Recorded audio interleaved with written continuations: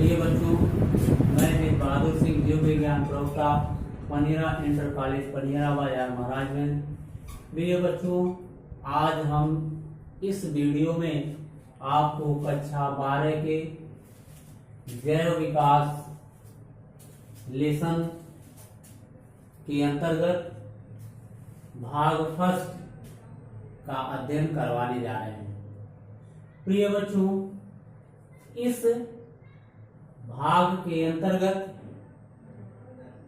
आपको हम सबसे पहले जीवन की उत्पत्ति के संबंध में अध्ययन करवाएंगे और सबसे पहले आप जानेंगे कि जैव विकास क्या है, अर्थात ऑर्गेनिक इवोल्यूशन क्या है। ऑर्गेनिक इवोल्यूशन क्या है, इसका परिभाषा हम आपको बता दें कि कालांतर में निम्न कोटि के जीवों से क्रमिक परिवर्तनों के फलस्वरूप दीर्घ जीवों के विकास के क्रम को ही जैव विकास कहते हैं। अर्थात निम्न कोटि के सरल जीवों से उच्च कोटि के जटिल जीवों के विकास के क्रम को हम जैव विकास या ऑर्गेनिक इवोल्यूशन कहते हैं।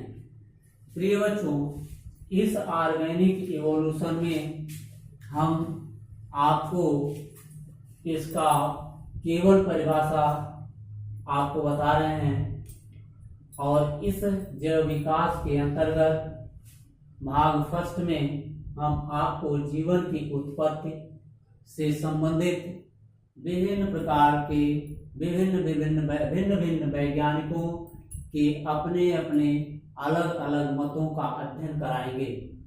प्रिय बच्चों, सबसे पहले हम आपको इसकी परिभाषा बताएं। जैव विकास क्या है, ऑर्गेनिक इवोल्यूशन क्या है, अर्थात कालांतर में निम्न कोटि के सरल जीवों से दीर्घ कोटि के जटिल जीवों के विकास के क्रम को ही जैव विकास कहते हैं। अर्थात कि ये जो सरल जीवों से जटिल जीवों का विकास हो रहा है वह क्रमिक रूप से निरंतर वृद्धि एवं विकास की तरफ हो रहा है। इस परिकल्पनाओं को ही हम जैव विकास कहते हैं और इन जैव विकास को प्रतिपादित करने के लिए विभिन्न प्रकार के जीवाश्मों से प्रमाण, वर्गीकरण से प्रमाण, संयोजी कड़ियों से प्रमाण इत्यादि प्रमाणों का अध्ययन हम अगले वीडियो में कराएंगे। प्रिय बच्चों, आज के इस वीडियो में हम आपको इस भाग के अंतर्गत जीवन की उत्पत्ति के संबंध में ओपेरिन का सिद्धांत का अध्ययन कराएंगे।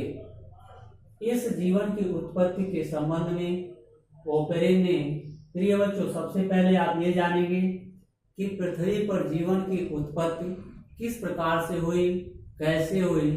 इसमें तमाम वैज्ञानिकों ने अपनी अपनी अलग अलग विचारधाराएं प्रस्तुत किए। पुराणों के अनुसार पृथ्वी पर जीवन की उत्पत्ति अलग तरीके से हुई और वैज्ञानिकों के मतानुसार पृथ्वी पर जीवन की उत्पत्ति अलग तरीके से हुई। उसी से संबंधित हम आपको जीवन की उत्पत्ति के संबंध में ओपेरिन नामक वैज्ञानिक ने जो अपना परिकल्पना, अपना तथ्य दिया था, उनके सिद्धांतों का अध्ययन आप करने जा रहे हैं।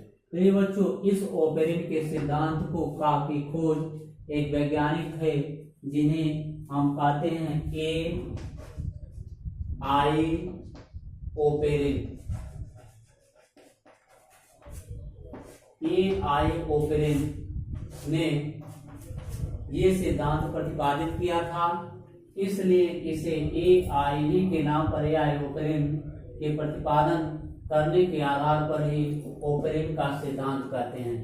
प्रिय बच्चों, इस सिद्धांत का एक और नाम होता है।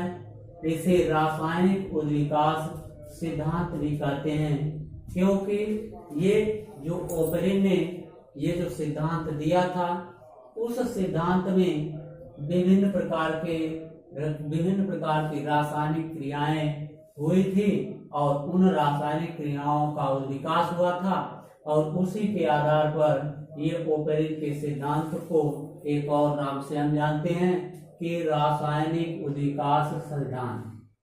अर्थात इस ओपेरिन के सिद्धांत को रासायनिक उद्विकास का सिद्धांत भी कहते हैं। जैसे इस सिद्धांत के अनुसार पृथ्वी पर जीवन की उत्पत्ति भौतिक एवं रासायनिक प्रक्रियाओं के फलस्वरूप हुई। प्रिय बच्चों, इस पृथ्वी पर जो जीवन की उत्पत्ति हुई है, उस जीवन की उत्पत्ति से संबंधित ओपेरिन ने अपनी जो परिकल्पना दिया है, वो ये कहा कि पृथ्वी पर जीवन की उत्पत्ति भौतिक एवं रासायनिक प्रक्रियाओं के फलस्वरूप हुई। ओपेरिन के अनुसार जीवन की उत्पत्ति की प्रक्रिया निम्न चरणों में विभाजित किया गया है।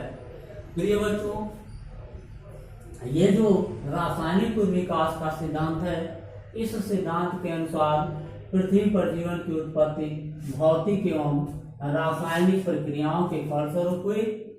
और ओपेरिन ने ये कहा कि जो भौतिक एवं रासायनिक प्रक्रियाएं हैं, इन भौतिक और रासायनिक प्रक्रियाओं में ओपेरिन ने ये कहा कि जीवन की उत्पत्ति की प्रक्रिया निम्न चरणों में पूर्ण हुई। और ये जो प्रथम चरण इसके हैं, इस फर्स्ट स्टेज में प्रथम चरण में ओपेरिन के अनुसार पृथ्वी पर जो परमाणविक अवस्था प्राप्त हुई, वो पहला स्टेज था। अर्थात पृथ्वी पर जीवन की उत्पत्ति के लिए वैज्ञानिक ओपेरिन ने कई चरण में व्यवस्थित किया, जिसमें से पहला चरण फर्स्ट स्टेज है परमाणु प्रावस्था। प्रिय बच्चों, जब परमाणु की प्रावस्था बनी, उस समय पृथ्वी पर जो तापमान था वो 5000 से 6000 डिग्री सेंटीग्रेड टेम्परेचर था। वो 5000 से 6000 डिग्री सेंटीग्रेड टेम्परेचर, यानी कि पृथ्वी की उत्पत्ति के समय पृथ्वी का ताप 5000 से 6000 डिग्री सेंटीग्रेड था।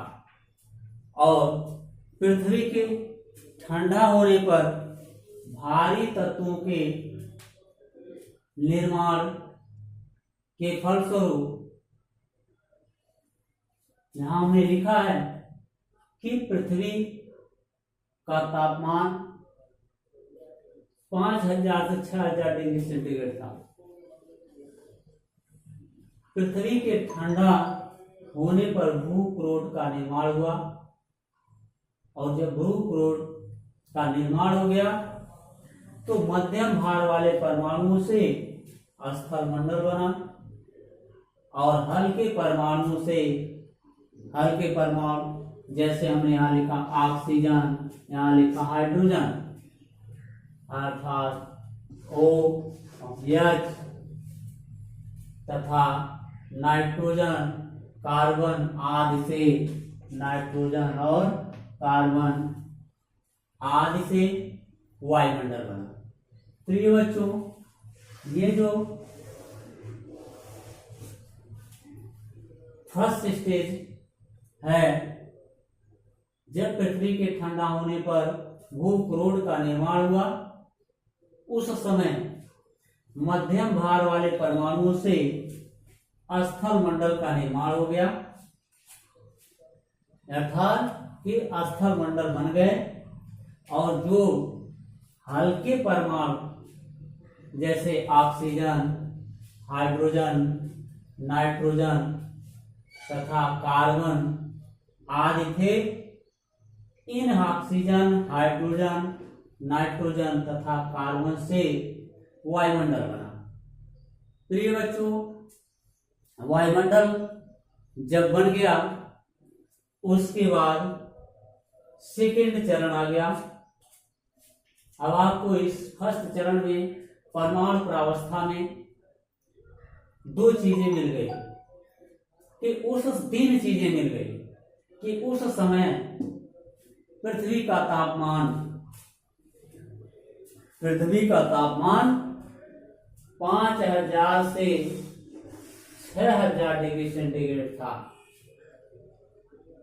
और दूसरी चीज ये मिली कि जब से ये टेम्परेचर डाउन होने लगा यानी कि घटने लगा, घटने के बाद अर्थात कि पृथ्वी के ठंडा होने पर क्या मिल गया, भूक्रोड का निर्माण हो गया। ये भूक्रोड, और जब भूक्रोड का निर्माण हो गया तो उसमें दो चीजें हमको मिल गई। पहला मिल गया मध्यम भार वाले परमाणु और एक मिल गए हल्के परमाणु वाले, हल्के भार वाले परमाणु। जब दो चीजें मिल गई कि पृथ्वी के ठंडा होने पर भूक्रोड का निर्माण हो गया, और जब भूक्रोड का निर्माण हो गया तो हमें दो सिस्टम मिल गए। पहला सिस्टम हमको मिल गया मध्यम भार वाले परमाणु और दूसरा मिल गया हल्के परमाणु, हल्के भार वाले परमाणु। प्रिय बच्चों, ये जो मध्यम भार वाले परमाणु थे ये क्या बना दिए, स्थल मंडल तैयार कर लिए, स्थल मंडल बना लिए। और जितने भी हल्के भार वाले परमाणु थे उस हल्के भार वाले परमाणुओं में जैसे हमने यहां लिखा है ऑक्सीजन, हाइड्रोजन, नाइट्रोजन और कार्बन, ये सब क्या बना दिए, वायुमंडल बना दिए। ये वायुमंडल बना दिए। जब वायुमंडल बन गया और स्थल मंडल बन गया तब तक इन ओपेरिन के अनुसार, इस ओपेरिन के अनुसार जब ये दोनों का निर्माण हो गया उसके बाद सेकेंड स्टेज आ जाता है द्वितीय चरण। अब हम पढ़ेंगे कि पृथ्वी पर जीवन की उत्पत्ति का ओपेरिन सिद्धांत का द्वितीय चरण, सेकेंड स्टेज। प्रिय बच्चों, अब फर्स्ट स्टेज में दो चीज हमको मिल गया, पहला स्थल मंडल मिल गया और दूसरा वायुमंडल मिल गया, स्थल मंडल और वायुमंडल। प्रिय बच्चों, अब सेकेंड स्टेज में क्या हो गया कि अणु एवं सरल अकार्बनिक यौगिकों का निर्माण, अणु एवं सरल अकार्बनिक यौगिकों का निर्माण। अब इस चरण में आदि वायुमंडल में परमाणुओं ने परस्पर क्रिया करके हाइड्रोजन, जल तथा अमोनिया आदि का निर्माण किया। ऑक्सीजन के अभाव में वायुमंडल अपचायक हो गया, ऑक्सीजन के अभाव में वायुमंडल क्या हो गया, रिड्यूस्ड हो गया, अपचायक हो गया। प्रिय बच्चों, जब ये वायुमंडल अपचायक हो गया, ये वायुमंडल जो बना ये क्या हो गया, ऑक्सीजन की अनुपस्थिति में, ये अर्थात ऑक्सीजन के अभाव में ये अपचायक हो गया। तब तक इस पृथ्वी के पर जीवन की उत्पत्ति के ओपेरिन सिद्धांत में थर्ड स्टेज आ जाता है, तीसरा स्टेप आ जाता है, जिसे हम तीसरा चरण या थर्ड स्टेप कहते हैं। इस थर्ड स्टेप में कार्बनिक यौगिकों का निर्माण तथा विकास। कार्बनिक यौगिकों का निर्माण तथा विकास। प्रिय बच्चों, इस कार्बनिक यौगिकों के निर्माण तथा विकास में कार्बाइड्स तथा नाइट्राइड्स ने जल वाष्प से क्रिया करके क्रमशः मीथेन तथा अमोनिया, यहाँ हमने लिखा है मीथेन तथा अमोनिया बनाते हैं। स्वतंत्र हाइड्रोजन कार्बन और नाइट्रोजन के संयोजन से हाइड्रोजन साइनाइड जिन्हें हम कहते हैं HCN, हाइड्रोजन साइनाइड जिन्हें कहते हैं HCN का निर्माण होता है। प्रिय बच्चों, जल वाष्प ठंडी होकर वर्षा के रूप में पृथ्वी पर आते थे और फिर वाष्पित हो जाते थे। पृथ्वी के ठंडा होने पर प्रलय के रूप में वर्षा होने पर आदि सागर बने। आदि सागर के जल में मीथेन, अमोनिया, हाइड्रोजन साइनाइड, धातु तत्व, लक्षण आदि घुल गए। इनमें परस्पर क्रिया प्रतिक्रिया से असंतृप्त हाइड्रोकार्बन संतृप्त हाइड्रोकार्बन के फटने से शर्करा, अमीनो अम्ल, नाइट्रोजन क्षार आदि का संश्लेषण हुआ और इनके संश्लेषण के फलस्वरूप ऊर्जा बिजली के चमकने से, ज्वालामुखी के फटने से, परावैंगनिक किरणों से प्राप्त होती थी। अब प्रिय बच्चों, अब आ जाता है नेक्स्ट स्टेज, चौथा चरण।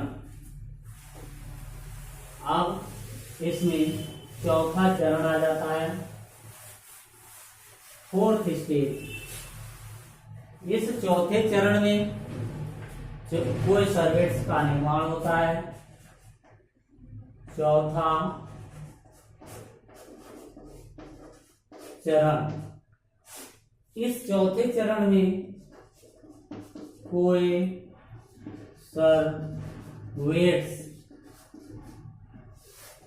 सर्वेट्स का निर्माण हो जाता है। इस कोई सर्वेट्स के निर्माण में आदि सागर में विभिन्न प्रोटीन अणुओं के निर्माण के फलस्वरूप कोलाइडी अणुओं का निर्माण हुआ और कोलाइडी अणुओं के मिलने से कोलाइडी तंत्र या कोई सर्वेट्स बने। इनमें वृद्धि तथा गुणन की क्षमता होती है और ये किण्वन द्वारा ऊर्जा प्राप्त करते हैं। प्रिय बच्चों, अब आ जाता है पांचवा चरण। इस पांचवें चरण में स्व उत्प्रेरक तंत्रों, स्व उत्प्रेरक तंत्रों, जीन, विषाणु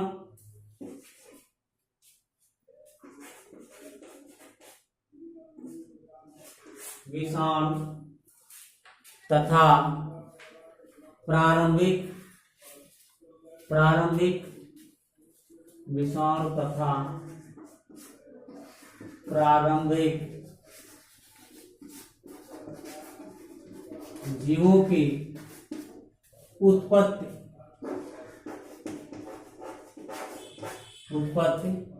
होती है। प्रिय बच्चों, इस पांचवें चरण में आदि सागर में उपस्थित नाइट्रोजन, क्षार, शर्करा आदि के संयोग के फलस्वरूप स्व उत्प्रेरक तत्वों, जीन, विषाणु तथा प्रारंभिक जीवों की उत्पत्ति होती है। अब आ जाता है ओपेरिन का छठवां सिद्धांत। प्रिय बच्चों, आज के इस वीडियो में हम आपको इस जीवन की उत्पत्ति के संबंध में ओपेरिन के 6 सिद्धांतों और 5 चरणों का अध्ययन कराया। अब 6वें चरण का अध्ययन हम नेक्स्ट वीडियो में कराएंगे, जैव विकास के भाग 2 के अंतर्गत।